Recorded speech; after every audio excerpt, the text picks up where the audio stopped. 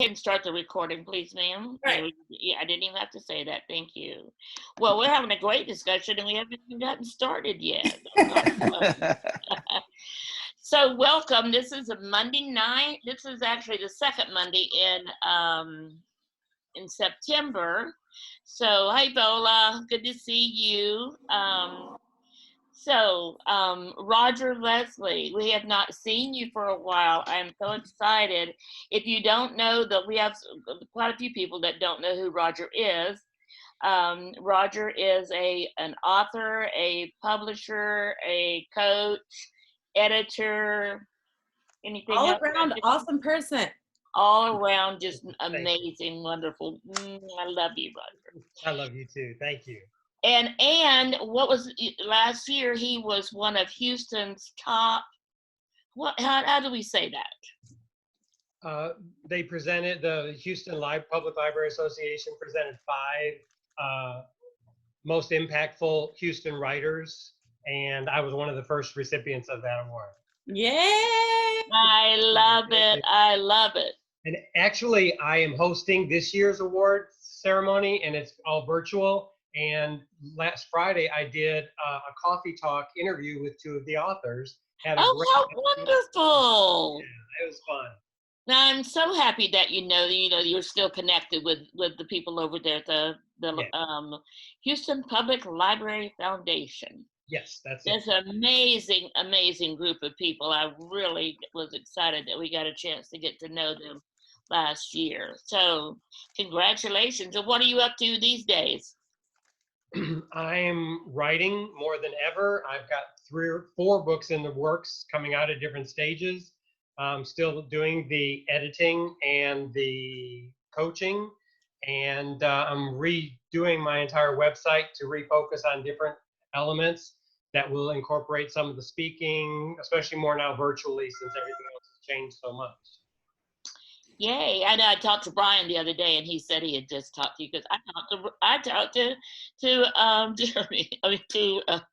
And he said Jeremy Jack just came on just as I'm saying Roger's name, and my brain got twisted there. So he said I just talked to Roger, and I'm like, oh my gosh, I haven't talked to him this is the longest I've gone without talking to you in quite a while. So this has been like a Roger withdrawal for me. So I hope you know that.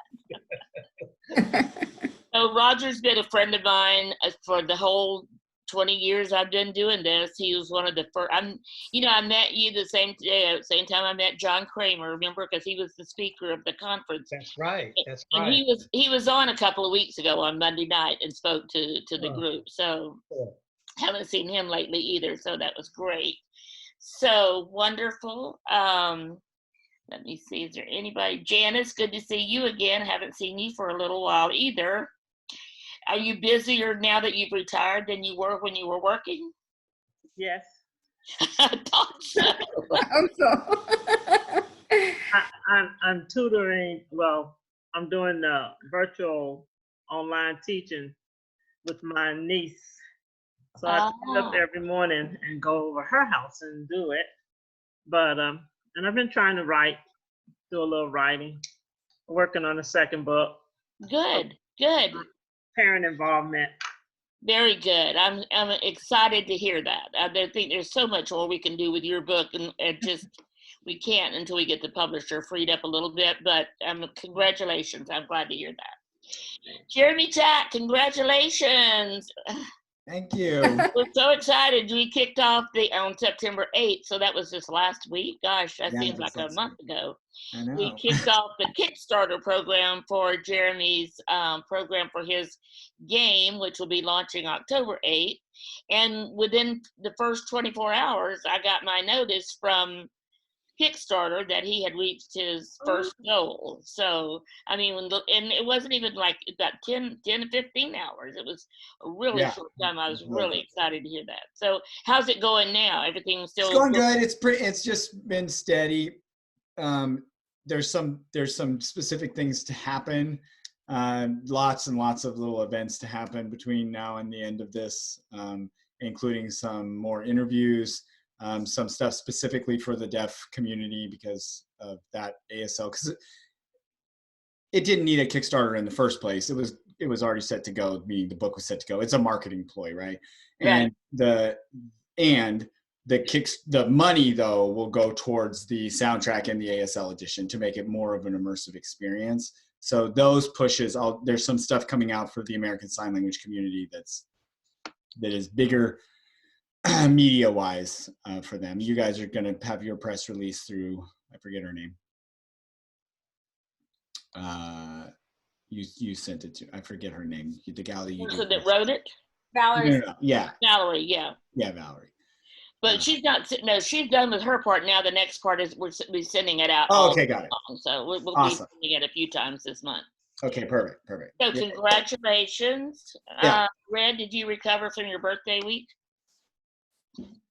Yes, I did actually. It went very, very well. My wife's birthday is this Wednesday. Oh gosh, that's So I'm great. 7 days older than my wife, almost to the hour. Wow, I do remember now you said that. We had CJ's launch on the Saturday. That was a lot of fun. Yay, great time there.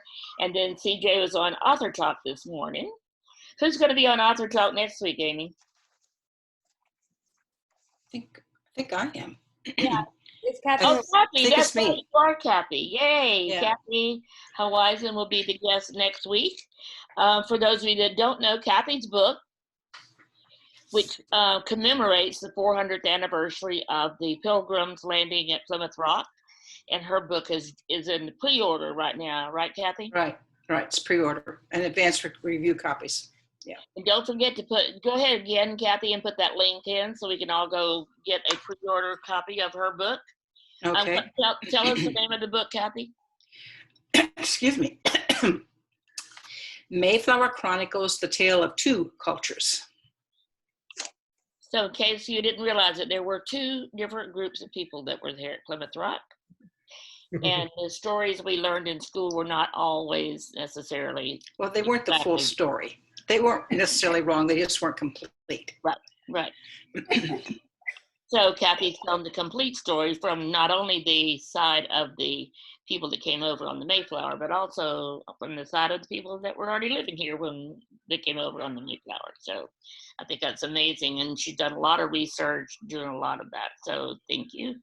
Thank you, Kathy. And I just want to say here, I've said it before, but a really special thanks to Fern Brady. She's helping out so much. I'm determined to continue taking it easy for the rest of this year.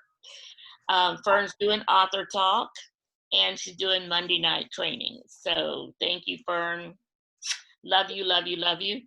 And working with Fern and her publishing company, as well as working with James Hill and his publishing company, and I've worked with Roger and his publishing company, and CJ and Lydia and their publishing company, and all of the other publishers.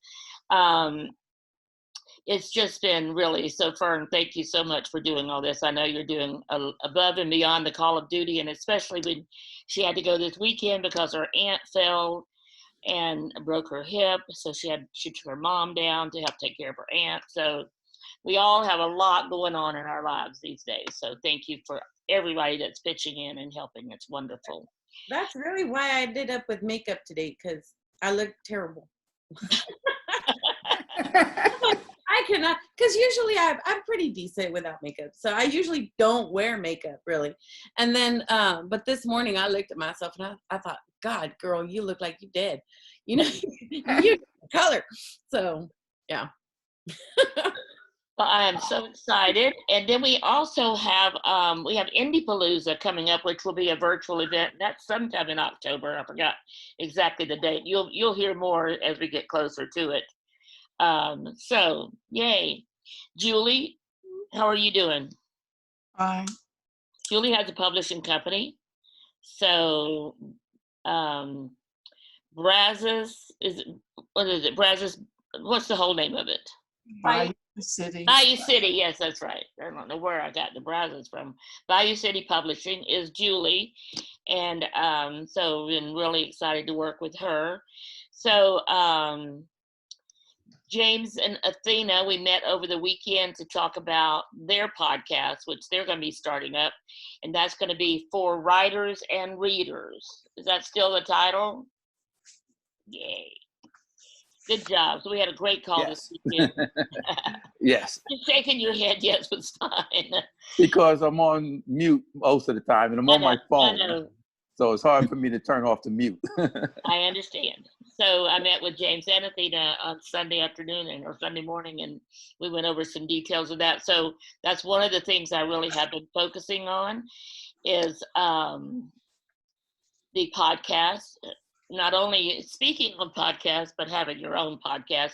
And then today, one of our clients is going to host a summit in January, and he bought this whole program called Summit in a Box. And so Amy and I have access to that. So we may be, Amy, let's think about possibly having a summit with our group here, doing a summit after the first of the year. I'm not going to get any more big projects going in 2020, but 2021, we could definitely we have enough people to have a summit. And if you're not familiar with what a summit is, it's where you have 4 or 5 speakers. Well, it can be several different ways. It can be 1 speaker a day for 2 to 3 weeks, or it can be 4 or 5 speakers a day for 4 or 5 days, or however the timing is completely up to whatever you want to do. But this Summit in a Box has everything: the emails you send to get the speakers, I don't know, it just had everything you could possibly need to do a summit. So managing a summit, hosting a summit can be quite traumatizing if it's your very first one. So anyway, so we're looking at a client that's we're going to be working with him to do that in January and February. So we'll have access to all of that kind of information. So no reason why we can't have our own summit. And remember, so Amy, one of the things I didn't get a chance to talk to you about today, but I want you to talk about the affiliate program for a few minutes next week, just at the beginning, next Monday, because I want everybody here to have the opportunity to invite people to join this group during September and through the affiliate program, so that you can then get paid every time you invite somebody to this group and they join. So we'll talk more about that. But yes, Jeremy. So speaking of that real quick, I have a gal who I think she's trying to join right now because she wanted to join tonight. So if she finishes up, I don't know if you'll let me send her the link. She's Absolutely, you can send okay. her the link. Okay, cool. And so I think she's doing it right now. So my question is, since it's free this month, when they sign up, it just looks like the normal sign up though, but it doesn't charge them until. Amy, what is that? Is that how it's working right now? Amy has that all set up. So Okay. I believe that's the case. You join for $0 now, right, Amy? Yeah, that's how it should be. Yeah, let's just cross our fingers that's how it works. Actually, that's how it's supposed to be. So I mean, it says the normal price there, like it just has the normal price, but I don't know if it charges you. I think it it waits. shouldn't charge her for this month, Okay. but if you tell me her name, if it ends up charging her because that's just how my day's going, then I can refund it back, and she'll still get the link and everything like that. Okay. Rebecca is. I'll double check it right now while everyone's talking. Okay, cool. Thank you, Amy. Okay, so are you ready for Fern? And Fern, I'll let you when you start, go ahead and just tell everybody what you're talking about tonight. And so I know every author is a business owner. So Fern's going to be talking about, I know that's not the whole topic, but the business of being a small press. Yeah, basically, we're going to talk about indie pubbing. Those of you who are interested in being your own publisher. Those of you who are running publishing houses, this is all the same material that we have to do as publishers, to set ourselves up as a business. So take it away, Fern. You got it for the rest of the hour. So okay. Because that's really what. Okay, so I'm going to share my screen. Okay, real quick, because I have my beautiful PowerPoints. I love my PowerPoints. So that's really what we are. We are when you're publishing your book, okay, and you are the publisher, you are a business. You have stopped being an author, the artist. You have become a business. So we're going to talk about what that looks like. And I'm going to skip a couple of slides because it's all just like about me. Y'all already know about me. Routes to publication, there's 2 routes, right? You can go traditional publishing. You can do indie publishing. Traditional publishing encompasses the small press, because if you go with the small press, you are under their umbrella. They are the business side of you, and you don't have to worry too much about the business side, except when it comes to like building your own following and marketing. You do have to do some of that in conjunction with your press, you know. But if you want to do it yourself because you enjoy being entrepreneurial and you have that drive and you have that mindset of being a business, then we're going to go through some things. Now, agents, in case you don't know this book, I don't have the cover of the 2020, but the writer's marketing, this is a good book to look up agents and publishing houses and just general great resource for authors. But I'm skipping through real quick to get to the nitty gritty.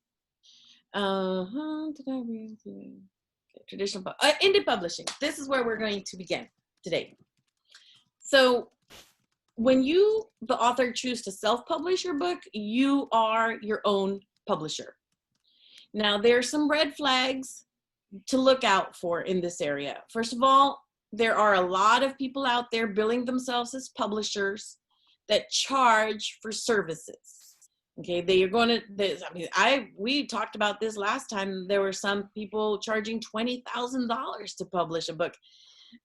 I cringe. No, just don't pay for services, and now there's also agents. There's some agents that are charging authors to represent them. And, they claim that it's to help them with the developmental editing side or copy editing side. No, just don't do it. This is really a vanity press. I mean, they're just giving themselves a new name, but that's what they're doing.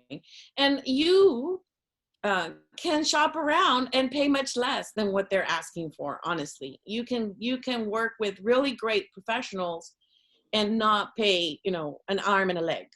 So definitely be careful with the red flags.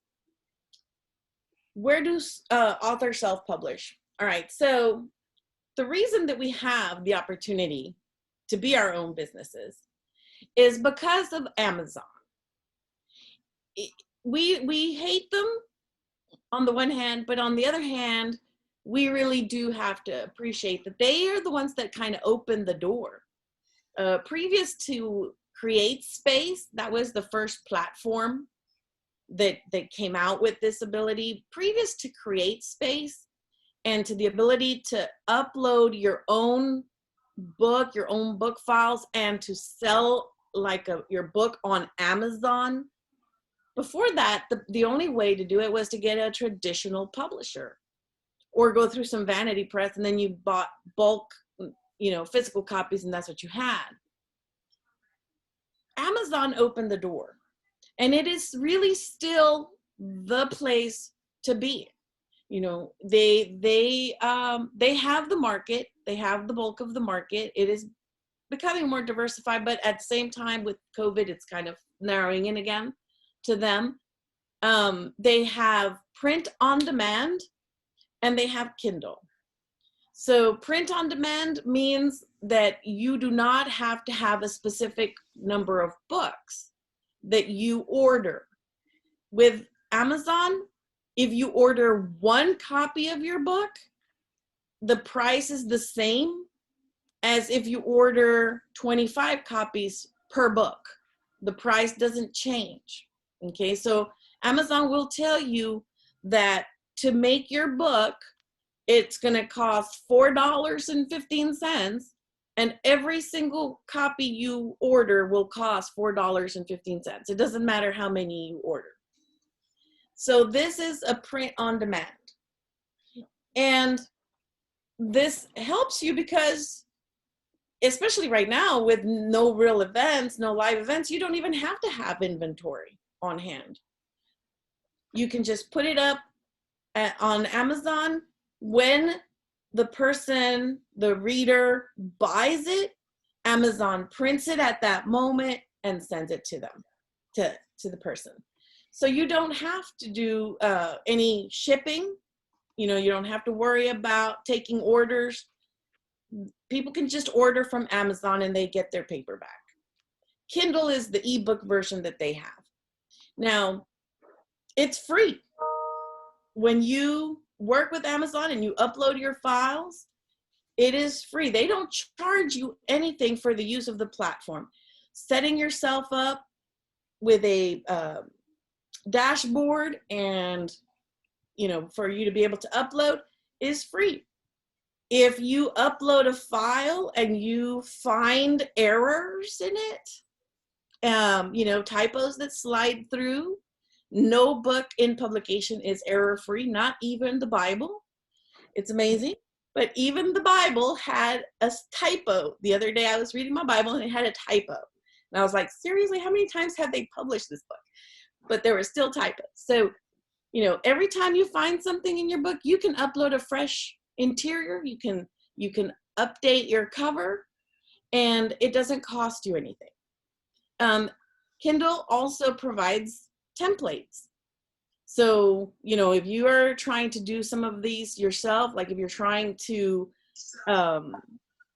format the interiors yourself, or if you're going to try to do your own cover, which I do not advise, but if you do, then you can download templates and use those, and they give you the specifications, and there's videos on how to. The problem that has come about with Kindle Direct is that when they did away with CreateSpace, the customer service went down. CreateSpace was incredibly easy to reach out to, and they were very quick to help you and very willing to help you. Amazon will reach out and they will respond, but it's a little bit more cumbersome just to get them to understand what it is that your issue is, you know, or to get them to give you more than just the, you know, the copy pasted from their template information. To give you more, it's a little bit less helpful in customer service. They don't charge you to make any, oh, dang it. They don't charge you to make any changes, so it's a good starting point. And actually, this is where everybody should start. You should first publish your book through the Kindle, through the Amazon, because you can proof it, you can make sure that it's good before you move on to Ingram, which is the other place that you publish. So you publish on Amazon, and then you publish through Ingram Spark. Ingram Spark is important because it is the key to bookstores and libraries. Bookstores and libraries, they order from Ingram. They do not want to order from Amazon. Amazon does not have, for bookstores and such, they don't have a return policy. So, you know, if they order books and they don't sell, bookstores will return them, you know, and Amazon doesn't have that option. But with Ingram Sparks, you can set up that option, and it lets you decide, how do you want them to be returned? Do you want them to, when they get them back from the bookstore or the library, do they recycle them, or, you know, like, you know, deal with them? Do they send them to you, you know? So there's options with how you want the returns to be handled when someone orders from Ingram Sparks. The people ordering from here directly are bookstores and libraries. So this is a really great thing. And they do have a cost. It's $49 to set up a title. You set up the print on demand and the ebook at the same time. Sometimes they waive the $25 if you want to upload a new interior or you want to make a change. Sometimes they don't. It really depends on what promotion they're doing at that time. But most of the time, if you want to update your files, there is a cost. The ebooks do feed into all the other ebook vendors. They feed into Kobo and Nook and iBook and even into Kindle. So they do go everywhere from here. And also the other issue with Ingram Sparks for you as a provider of your own books is that you really do have to have a bulkier order to get your price per book down. Unlike Amazon that says, okay, it costs $4 to print it, and even if you just order one, that's how much we're going to charge you. These guys really, you get the best price per book at once you hit 75 copies that you're ordering for yourself. So you have to order a bulkier amount of your own books to get a per book cost that is a little bit more down. So now the other wonderful thing about Ingram is that it also offers more options. Amazon, when you publish through Amazon, you're looking at paperback and ebook, and that's it, paperback and ebook. You can have glossy covers or a matte cover. You can have cream paper or white paper, or paper for if you have like color interiors, right? If you have pictures in your book and their color, that's a different kind of paper. So that's it. That's the extent of options that you have for how you want to have your book made on Amazon. Ingram Sparks has additional options. You can have hardcover editions of your book. You can have hardcovers with dust jackets, you know, for your book. So it does offer some nicer, you know, options. And I believe it also offers you options in paper. You know, if you want it to be a little bit thicker paper versus a little bit thinner paper, it has more opportunities and more options. It also offers a little bit wider range of sizes. So you can get different sizes, less standard sizes of books on Ingram Spark. Whereas Amazon, you're going to have to pick from the standard sizes that they list. So here is a great thing, you know, for those of us who are publishers, and we do Amazon to begin with, and that's the sort of the meat of our publication, right, with our paperbacks. You know, come Christmas time, a nice hardcover edition, special edition for Christmas time is a wonderful option to offer, you know, for Christmas sales.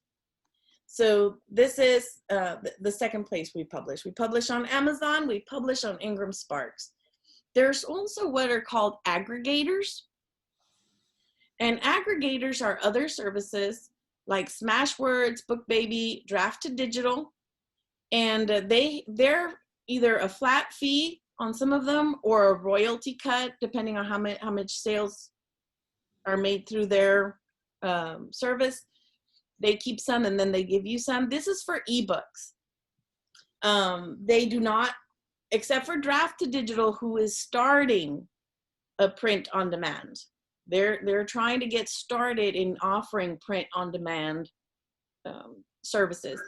But currently they're all ebooks, and they basically feed into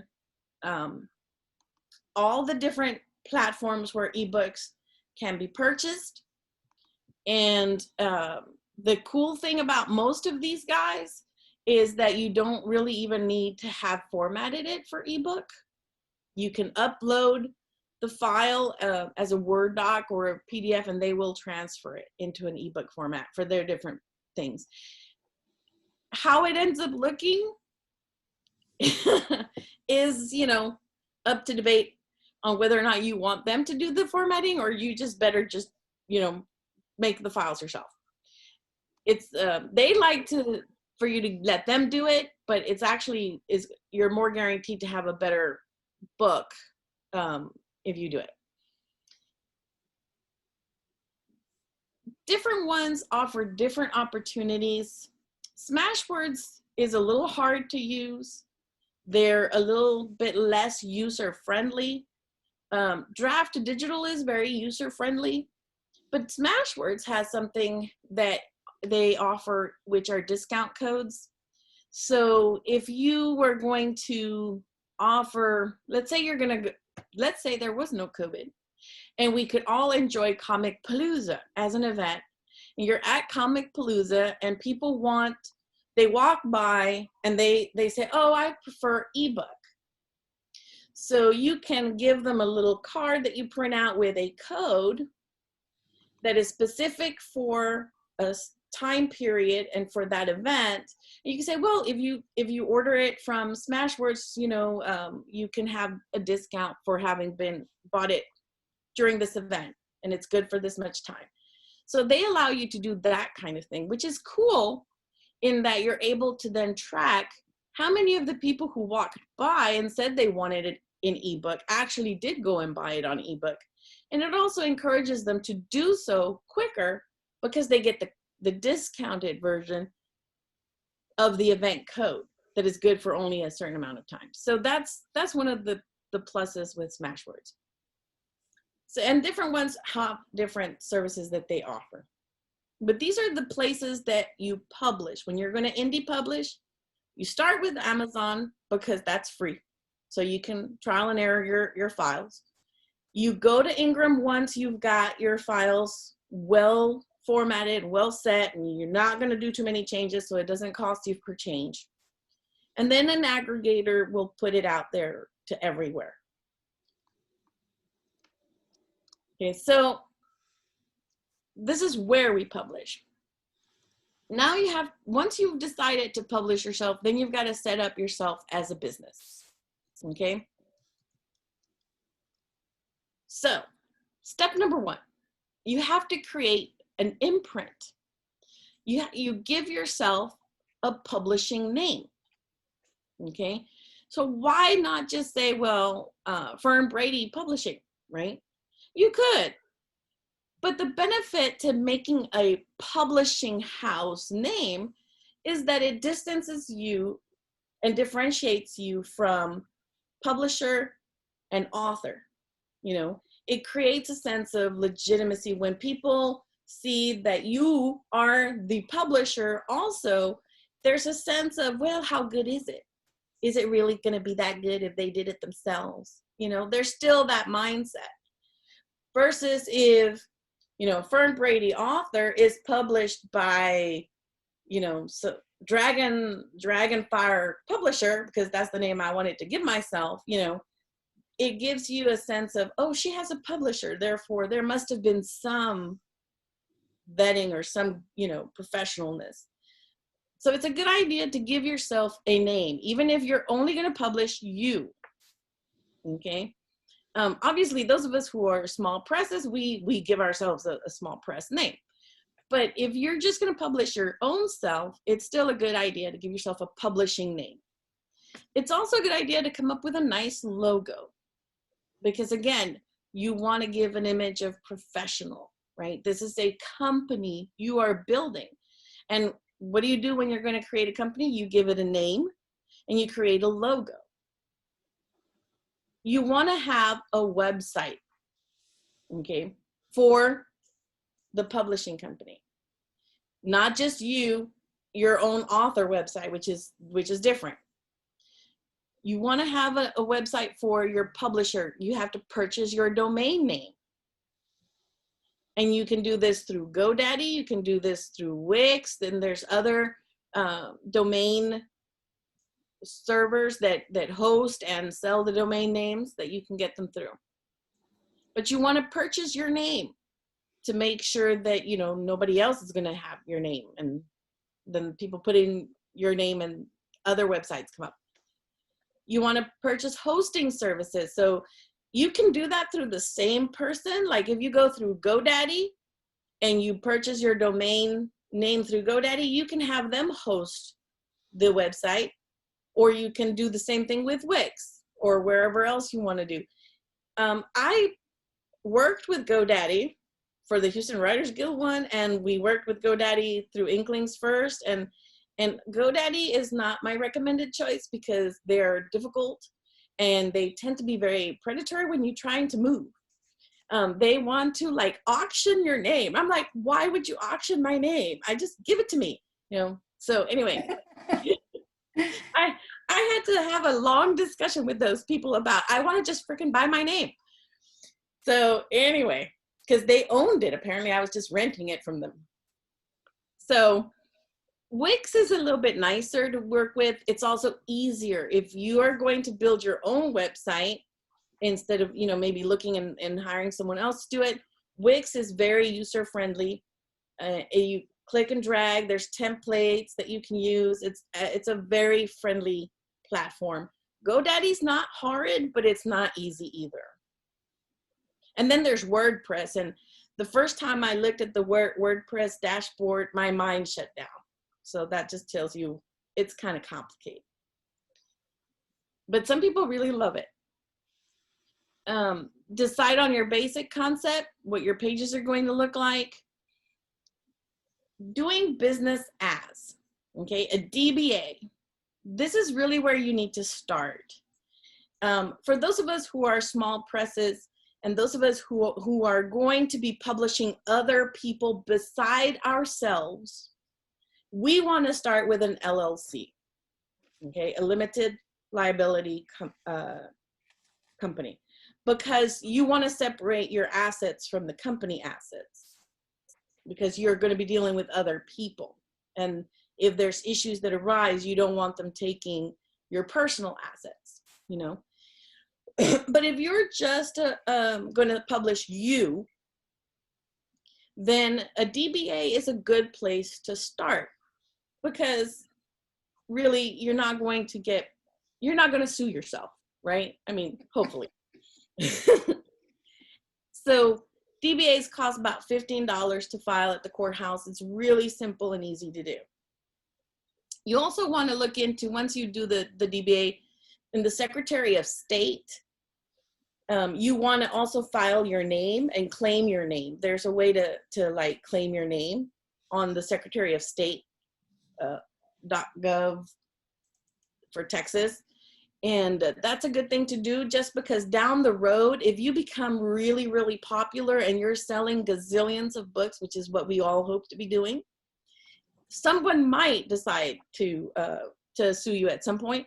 And so you're going to eventually, as you're getting bigger and bigger and more established as an author, you're going to want to LLC eventually, you know, because eventually you want to protect yourself in case somebody decides, well, that person was copying me, you know, plagiarizing or whatever. You want to have some protections. And so you can kind of hold your name, protect the name without having to LLC it yet. But if you're going to be a small press and you know you're going to be publishing other people, start with the LLC. Incorporated is if you're going to have shareholders. If you're thinking downstream, you might want to have a board of directors and shareholders and all of that kind of big corporation type drama. If you want to do that down the road, you can do an incorporated. Right away, you want to separate your personal from your business checking account, okay? Once you've got the DBA or your LLC, if you decide to just go straight to it, then you take that and you open up a business checking account.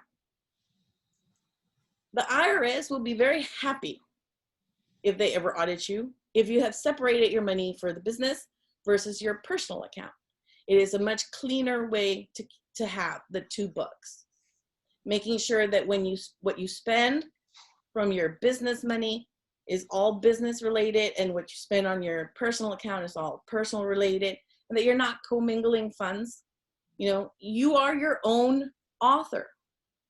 You will pay yourself royalties, but make sure you keep your business capital here and you pay your royalties into your personal account. And that way you keep your bookkeeping very straight for your business. You may also want to have a savings account associated with your business account. One of the things that we always do is, once we've invested in an initial inventory, we bought 25, 50 copies of a book.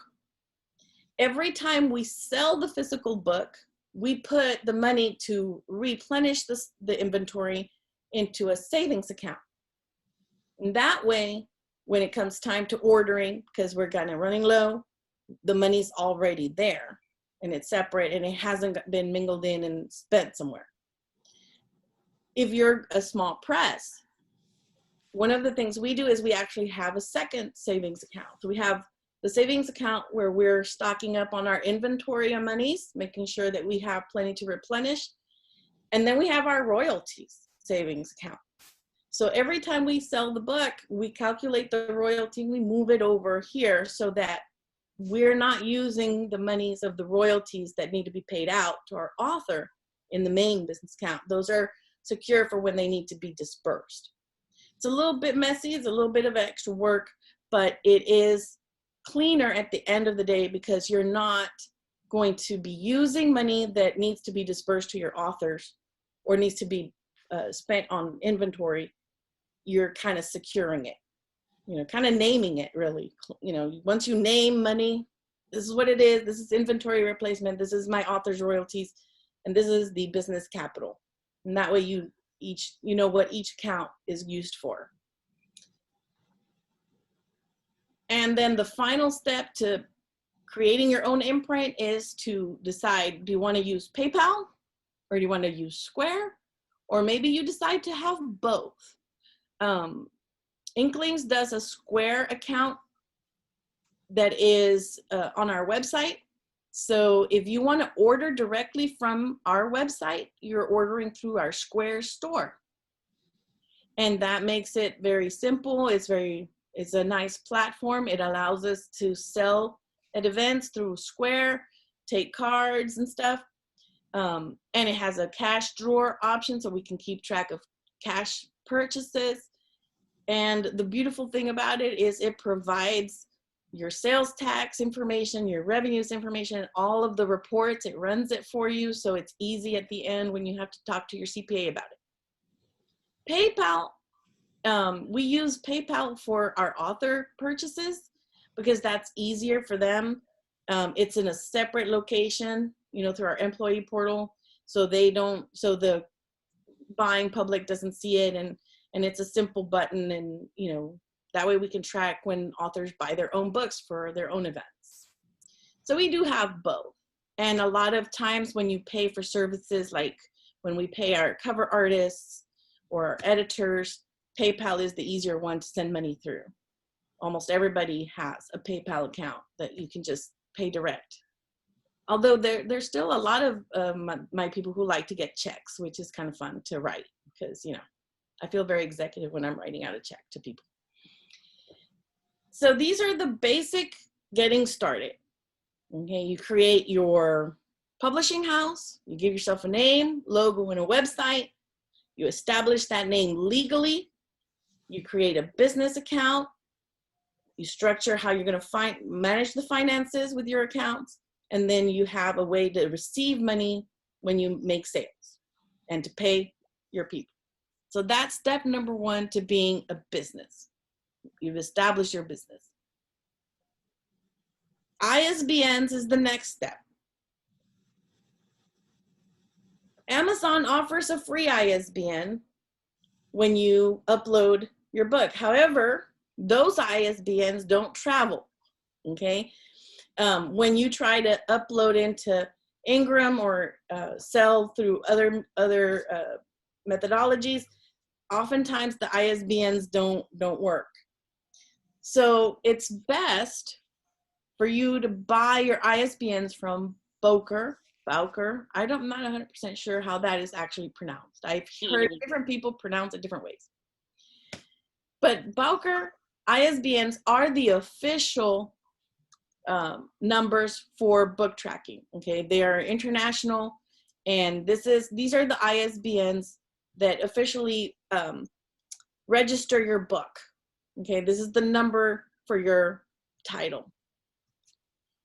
They're not cheap. You can buy them in bulk. That's better if you buy them in bulk. But they're not cheap, but they're worth having. You can register your ISBNs under your imprint on the Boker site, which is a great way to do it, so that you have a place that when Ingram Sparks go looking it up, an ISBN, and it's registered. Each type of format requires a unique ISBN. So it's not one ISBN for all 3 of the different types of books that you do. It's a one ISBN per one. So you have to assign one for your paperback, a different one for ebook, a different one for audiobook. Each one has to have its own identifier.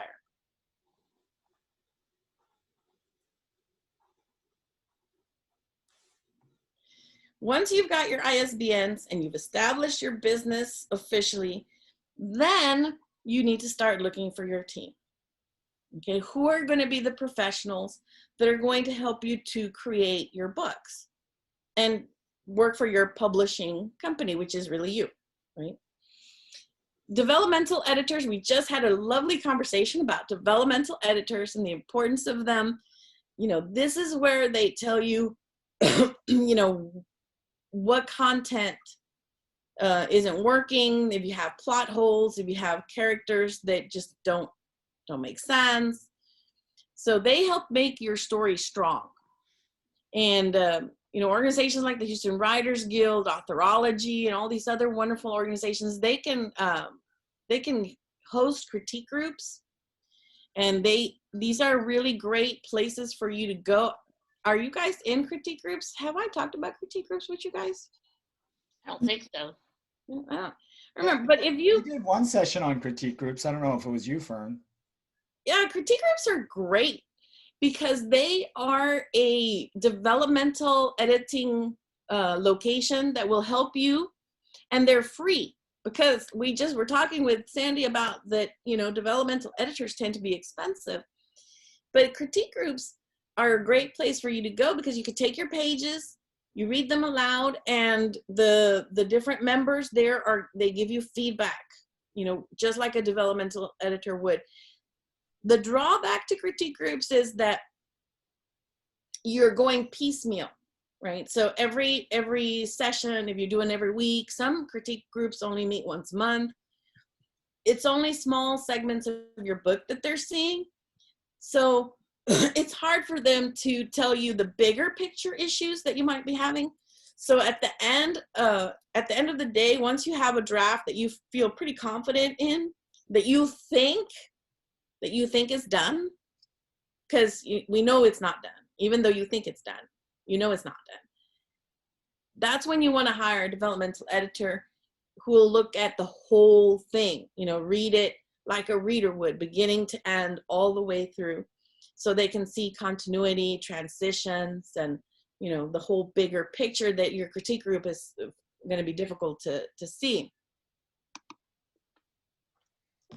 And of course, critique groups, you have to try different ones out, because not everybody's, one critique group might be great for those people, but it might not be a good fit for you, depending on what you write, and depending on what they read. Those of us who do science fiction and fantasy, we really need critique groups with members who write in that same genre, because oftentimes it can be a very difficult genre for other writers to critique, you know, if they're not familiar with it, you know. So test different ones out. If you're going to your critique group and every single time all they say is how awesome it is and they loved it and it was wonderful, you need to find another critique group because there's always something you can improve. You know, even the cleanest of drafts, there's always something you can improve. So they should be giving you some suggestions for improvement. After a critique group session, you should be able to go back in and make some changes to improve the work. That's the purpose of critique, you know. If you just want to hear people tell you how awesome it is, go to open mics and read it there, because that's kind of where we, you know, enjoy each other's work and tell each other how wonderful we are. Okay. Copy editing. So you have the content. Once you are 100% certain and your developmental editor says, yes, it's ready, Then it goes to a copy editor, because at that point, you're not going to make any changes to it. And they're going to fix typos and grammar and punctuation and all those mechanics that we as authors miss. And no matter how much we improve in our craft, we still forget to put commas where they're supposed to go. So the copy editor is the person who's going to make it look fantastic and clean it up and make it industry standard and quality. Once you've done the copy editing, then you really should have a proofreader that is a copy editor, professional copy editor, but they're not going to go through and do the intense copy edit. They're going to look for anything the copy editor missed. So it's a little bit less expensive than the copy editing. But a proofreader is good because no matter how awesome your copy editor is, they will miss stuff. All of them do. So making sure that you have a proofreader will lessen the number of mistakes in your book. Plus, Fern,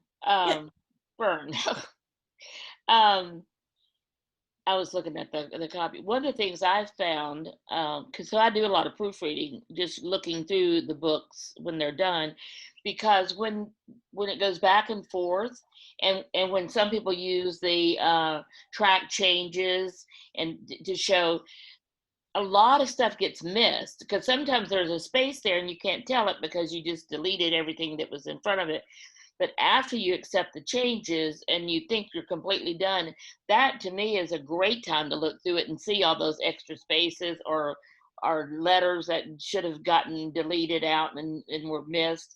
There's a lot of things that get missed like that. And so that's why, to me, that final proofreading is really, really important.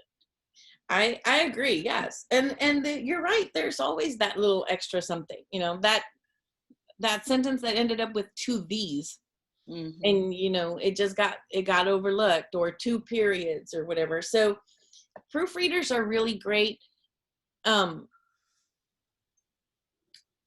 Formatters are the next step for the interior file, because the formatters are the people that make it look really beautiful and laid out on the page, you know. And when you have a really great formatter, your book, even though you're indie pubbing, your book looks exactly like one that was published by Simon & Schuster. You know, the interiors don't look any different.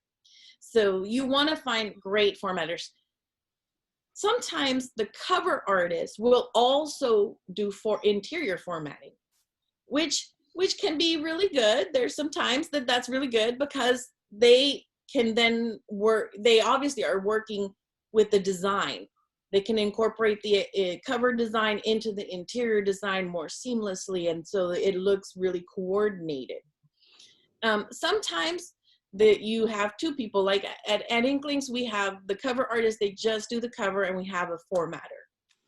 And she works with the cover artists to get what fonts that they use, and to get sometimes even to pick out pieces from the cover to do for the interior chapter headings or the scene breaks and things. So there may be some dialogue that has to go on if you have 2 different people. I like having the 2 different people simply because my formatter is Mano, and she is OCD about formatting. So I know that book is perfect. I know I could take a ruler and, you know, measure every page and it's perfect because that's how she is, you know. And my cover artists, well, I mean, they're amazing. So, but if you can find one that does both, that's probably the best deal, you know, because then you're not paying for 2 things. CreateSpace, that used to be the way we went. I don't know what Amazon, the site that Amazon has now put all the templates into. I still saved a lot of the templates that we used to have in CreateSpace, but Amazon will provide templates that are Word templates. Also, Adobe InDesign. Adobe InDesign is the software that will create the best professional look. That is by far the best. So you can play with it. It's going to make a beautiful design. You can really embellish it, and it's going to have a perfect layout. It's going to produce a beautiful PDF for you to upload. Vellum, Vellum does print on demand interiors also. But for Mac, if you're a Mac user, Vellum is a great software because it is really easy. It does allow you to do some beautifying aspects to it, but it's not going to have as much options as Adobe InDesign. You know, I really think that that's going to give you the most for your professional look. But Vellum is good, and Vellum will produce all the different formats, the print on demand, the MOBI, the EPUB, all of the different formats. But it's only available for Mac at this point. Is that right? It is. It only works on Macs. Scrivener is another software that will do the same. It'll do print on demand and ebook formatting for you. And Scrivener is available for both. There is a Scrivener software that is supported on Mac and also on the PC. It is a really great software for when you're writing, because it allows you to segment your chapters, and then if you need to move them around and reorganize them, it's a lot easier to drag and drop them as whole chapters versus doing your drafting on a Word document. And it has a compile function. So once you've got your document, it lets you do all the front matter and the back matter and the table of contents and all of that. And then you compile, and it will put it into a book format. And you can compile to different formats. You can do print. You can do all the different ebooks, the MOBI, the EPUB, all of them. So it does it all. And if you want to go from drafting to looking at it on Scrivener, you can compile it as just a Word document too, to just be able to read it and print it or what have you. There's a lot of people who use Scrivener. I have tried, but I think that I'm just too used to drafting on a Word basis. So it hasn't really been for me. However, I know a lot of authors who love it. It has a lot of really cool things. And now there's more softwares beyond these two. There's like several different companies now that offer these drafting softwares that allow you to have all kinds of abilities and that will format it for you at the end. So you can look at different options. By the way, if you do NaNoWriMo, those of you who do National Novel Writing Month in November, they always have a discount code so you can get it cheaper. And if you win, usually they give you Scrivener for free for all those who make the 50,000 word in November. So that's a way to get it too. So the most important thing to remember is that covers sell books.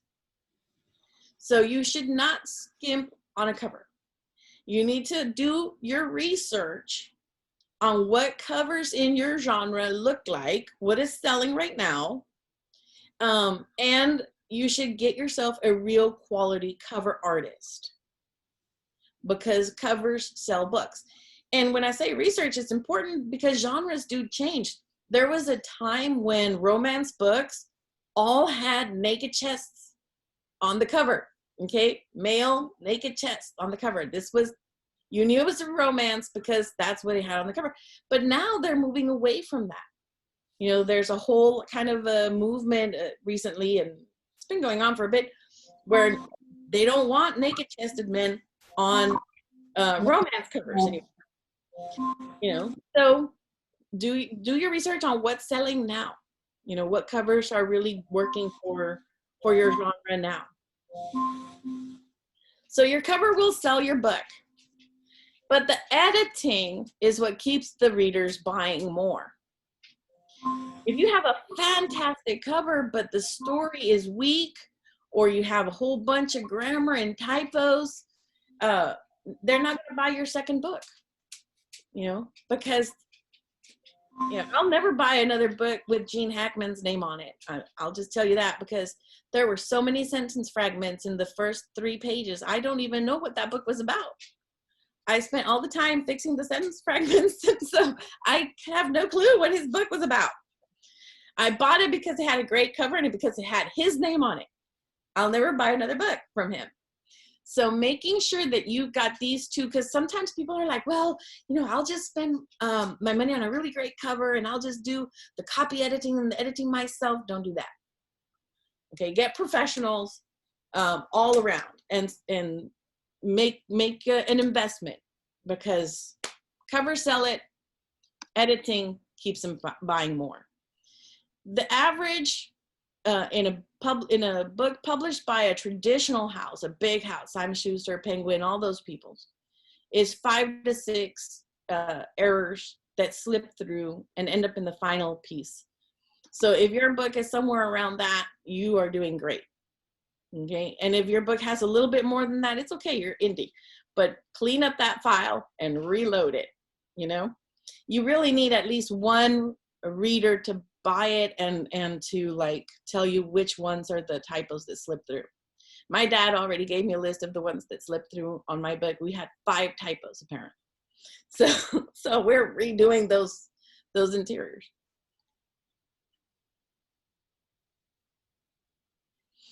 So the next step in the process, once you've got your team and you've got your book and it's all ready to go, is pricing. You know, you really need to look at what is selling that is similar. What is it selling for?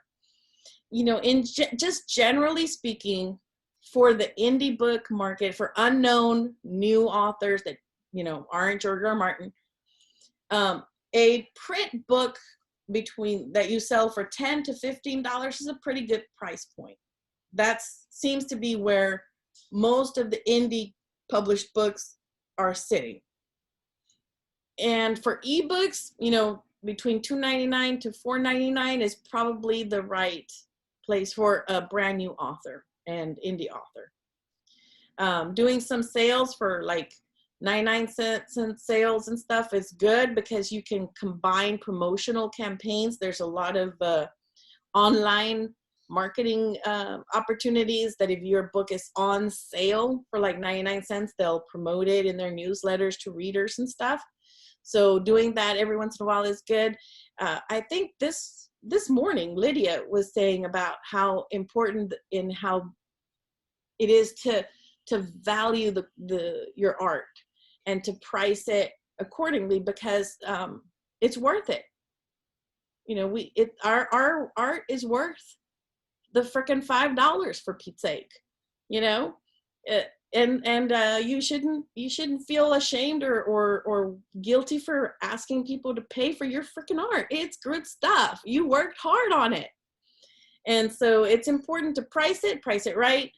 And then be unapologetic about it. I know I've been unapologetic with some people who come by and they want to like really lowball me on books and stuff. I'm like, no, this is, you know, we're a professional and you're getting a professional book, my friend. And you know, if you can't spend $10, $15 on this book, I don't know what to tell you. You just don't price art. So, you know, pricing is important. What time do we end? Around 8. Okay, so because I'm over now. I know, that's okay. So, I mean, do you want to, how many more slides do you have? It looks like you have a few more. Quite a few, but that's why I said part 1 and part 2, because this presentation I know is lengthier, because it's about... Let's continue the discussion and then finish it up next week. You finish the presentation next week and then we have time for discussion. Because I think this is you've covered a lot of topics tonight. So every person here who, even if you are only going to publish your book, if that's the only book you ever publish, you're still a publisher. You are a publisher, and you need to understand all of the stuff that Fern is telling you, because it's critical that you be, as you just said, that you be the professional. That your books compete with Simon & Schuster, with Random House, all that, both the outside, the exterior, with the the cover design, the back cover copy. Oh my God, how important is that back cover copy? Oh, yeah. All of that It's hard is to write. I know. It is hard to write. It is. So be back next week for number 2, the second half of this great presentation. Vern, this has been amazing. I think Jeremy had a question. Jeremy, did you have a question real quick? I did. It is related to what's the stuff that you went over tonight. It's just a real quick question, and it's going to be one for Rebecca. Rebecca joined us tonight. She's Rebecca, I was going to say welcome, Rebecca. We're so glad you decided to join us tonight. We look forward to seeing you the next few weeks. So in relatedness to establishing an LLC, especially for legal protection, you mentioned for copy protection when it came to copyrights, maybe trademarks and otherwise. What about when it comes to things like libel and slander? Especially when you're doing what Delia and what Rebecca's doing, which is memoirs, is that also a protection by establishing an LLC? Yes, it separates you from the book as a product. So basically, when people sue you and you have an LLC in place, they are suing the company. Therefore, whatever value the publishing house has and whatever assets it has is what they were becoming against. They can't come against your personal assets, your house, your car, your personal banking account. That's why it's also important to have very specifically, here's the business capital, here's my personal stuff. So, if there were to be something where someone was upset what you wrote in the memoir and they did decide to do a whole legal situation, they would only be able to get a judgment based on the company, which, since it's just you're publishing and, so your assets are very limited on how much they're going to actually be able to get, but you want to protect yourself that way because it separates you from, it protects any personal things that you have. If you have an inheritance or if you have a stock portfolio or, things like that, it keeps you from having to worry about that kind of stuff. Thank you. Yeah, no worries. Yes. So next week we'll keep going with it. I mean, there's so much to setting up as a business, but this is the bulk of the business part, of setting all these things up, and having bank accounts and, ISBNs and legal stuff. It's always fun when you talk legal. We're going to talk about contracts next. Yeah. Can I ask a quick question? Sure. Yeah, of course. PayPal. I've been using PayPal when I have to. A lot of people want to be paid by PayPal, so I use PayPal. But I've been wondering if I should go get Square too, so I can charge things at events. We have been having events, so I haven't had to make a decision on that. But can you just talk a little? You think it's worthwhile? I guess you do. You have both. I have both because I like the way Square is for events. It looks very professional. The Square devices and how you can pair it up with your iPad to look like a cashier thing. It just gives a really professional look. However, PayPal, you can take cards and charge people with PayPal as well. They will send you a card reader as well, and that hooks up to your phone, and so you can use it for that purpose. You can charge that way. Square just feels more professional, and when you put it online, if you go on our website and you go to our library, that page, you scroll down to the bottom, there's the button to see our store. Square allows you to create a store that has your books and people can order, and they have, they can put it in the cart, you can offer discount codes. So, and it just lays it out really nicely, and you don't have to worry about keeping up with that on your website. I use WooCommerce for that on my website, but I use WordPress, so WooCommerce goes there. And you might look into WooCommerce as far as any, I don't know, I'm not familiar with them, if they happen to have like a terminal style thing that you could use for charging people. I don't think with so. Square. No, because that the other thing with Square is because it has a store function, you can set, for example, for this book you have the 20 copies, right? So every time it sells one, it keeps track of your inventory, and it gives you an alert like, oh, you're down to just 5, so you know, you need to reorder, whatever. Square can sync with your WooCommerce. Does Julie. it? Okay. Yeah. So I mean, I just really enjoy Square, and I love the professionalness of the reports and such. So, you know, when I go to my CPA person, she's happy because everything is very neat and tidy, you know. And that's Julie. important because if you got to meet with the IRS, you need neat and tidy. Julie, I use Pay Anywhere. What? I use Pay Anywhere. Pay It's another, yeah, it's another one like Square. They're really good. They allow you to transfer money directly into bank accounts. It's pretty much the same thing as Square. You can put it on your website. You can do cash receipts and everything like that. Yeah, there's a lot of And different swipe cards and stuff. Yeah, there's a lot of different ones out there now. Once they started making the little card swipers, yeah. And the thing with Pay Anywhere, now they upgraded to where it's also Bluetooth. So you can have a Bluetooth card reader. It reads the little chip cards too. So all of that stuff go through Pay. And I think Square probably does the same thing, right? Oh yeah. Yeah. Vern, I have a quick question. With Square, did they charge per transaction or do you pay a fee to use them? No, they charge per transaction. So if you use their reader, they charge you less. And if you manually enter the card information, they charge you a little bit more to encourage you to use their readers, basically. You know, pretty much. But once they charge you their fee, then whatever you want to do with the money is really up to you. There's no additional charge. So like if you want to keep it there, and because they have a card that you can link up with your account, so you can just pay wherever with your Square monies. So if you want to do that, or if you want to transfer it into your bank account and just set it up for automatically transferring in, there's no additional charges for that. Fern, how does it work with PayPal? Because when people pay me with PayPal, I don't get everything they were paying me. How does that work for you? So with the important thing with PayPal is how you log the payment.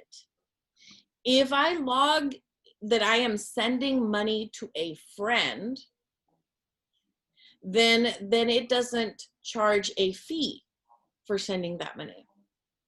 If I log it as I am paying for a service, then it will charge a fee, and then it's less money for you, you know? So if you're the one who is sending out the request for payment and you send a PayPal generated invoice, I'm guessing that means you can't send it as a friend because the invoice came from PayPal?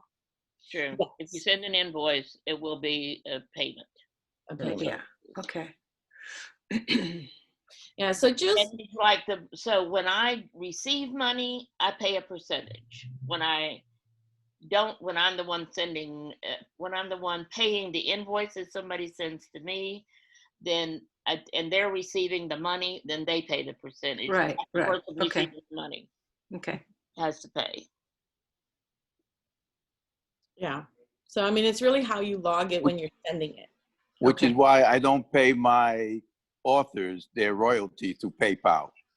I'll Yeah. send them a check if they're here in the United States, because if you send it overseas, it's kind of like you probably should send it through PayPal, but they're going to have to pay that percentage on their royalty. But if they're here, there's no sense in sending it to them through PayPal because they're going to have to pay whatever it is. It's not a lot, but still, authors don't pretty make money. hefty. Yeah. Yeah, It's authors don't pretty make a lot of hefty. money sometimes. Yeah. So you don't want to cut anything out. I'd rather cut them a check. Yeah, And like you say, it feels good to write a check. it really does. And especially for your authors, you know, so they get their breakout distribution form that says, you know, how the books they sold and all this good stuff, and calculated it out, and so they get their check. And that's something that I think as an author, I send them to myself, because I have books, you know, and it's now I have United Vidin, but before I had like the children's books. So when I have to cut my own self a royalty, I send it to myself, and I keep it for the books, you know, because That's a great idea, actually. yeah, and that's one of the things we'll talk about when we talk about you are your own employee, right? Your own author that you're covering as a publisher. So you do need to send, you should have some You kind should of, pay yourself, yes. you should pay yourself. Yes. As the author, you should pay yourself. I'm so far in the hole that I can't afford to pay myself. Well, no, you still pay yourself. You're still in the hole, but you're still paying yourself.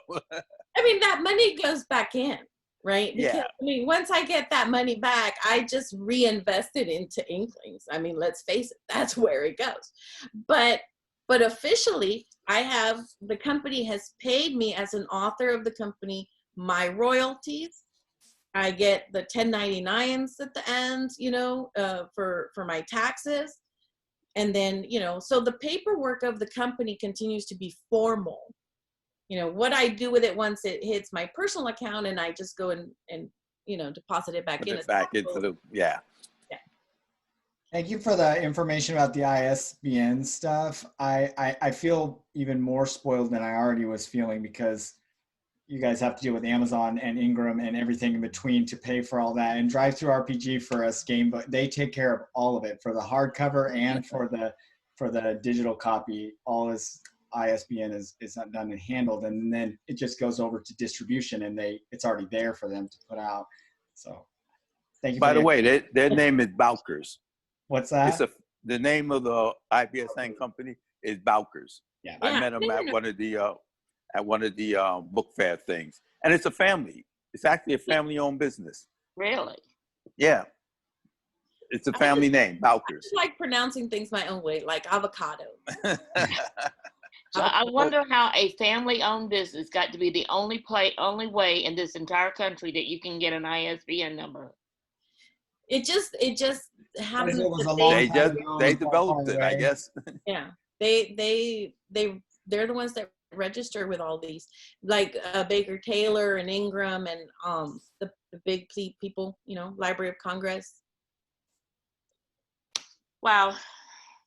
Okay. Well, thank you all. Fern, let's give Fern a hand out. I mean, Yep. A lot of people have to Yay. know that. Fern, thank you. That's why I'm like, I knew people were going to be leaving, and I wanted some of the people leaving will be the ones that need the most to hear what you have to say. So, Well, we can always answer more questions next time too, yeah, or the same questions if we need to. You know, it's not a problem. thank you, Fern. Thank you, everybody. Fern. Bye, everybody.